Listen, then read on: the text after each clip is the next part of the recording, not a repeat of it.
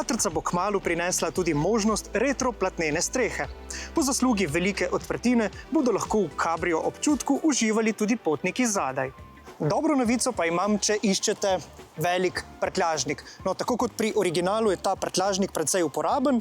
Najprej mi je zelo všeč, da ga odpremo takole električno z brco pod zadnji odbijač, no potem pa tukaj dobimo prostornino 420 litrov in pa izjemno nizek nakladalni rob, ki ima višino le 60 cm.